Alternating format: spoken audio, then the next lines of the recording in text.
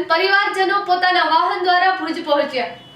બિહારના શીખપુરા જિલ્લાના એકરાય ગામનો યુવાન મનોહર માંઝી ઉંમર 44 ગુમ થતા પરિવારજનોએ તેની સતત શોધ ચલાવી હતી। અનેક રાજ્યોમાં રખડતો ભટકતો રહી તેણે અનેક વિવિધ મુશ્કેલીઓનો સામનો કર્યો હતો। આખરે તે આશીર્વાદ માનવ મંદિર માનવ સેવા ચેરિટેબલ ટ્રસ્ટ સુરત મધ્યે પહોંચ્યો હતો। ત્યાંના સંચાલક જયરામભાઈ ભગત તથા સર્વે સેવાભાવીઓની ટીમે તેની ખૂબ સારી સારવાર સાથે સરભરા કરી હતી। માનવ જ્યોતના સામાજિક કાર્યકર રીતુબેન વર્મા સુરત આશ્રમની મુલાકાતે ગયેલા ત્યારે આ યુવાનને સાથે ભુજ તેડી આવી શ્રી રામદેવ સેવાશ્રમ પાલારા કચ્છ મધ્યે તેની સારવાર કરાવતા તે સ્વસ્થ બન્યો હતો। બિહાર પોલીસની મદદથી તેનું ઘર પરિવાર શોધી કાઢતા પરિવારજનો પોતાના વાહન મારફતે ભુજ પહોંચ્યા હતા।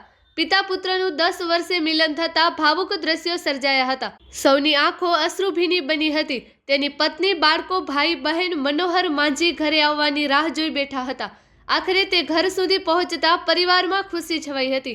અત્યારે તે 54 વર્ષનો થઈ ચૂક્યો છે। માનવતાના આ કાર્યમાં પ્રબોધ મુનવર, આનંદ રાયસોની, દીપક શાહ, પંકજ કુરાવા તેમજ દિલીપ લોડાયા, દામજીભાઈ મેસેરી, વાલજી કોલી, પ્રતાપ ઠક્કર સહભાગી બન્યા હતા।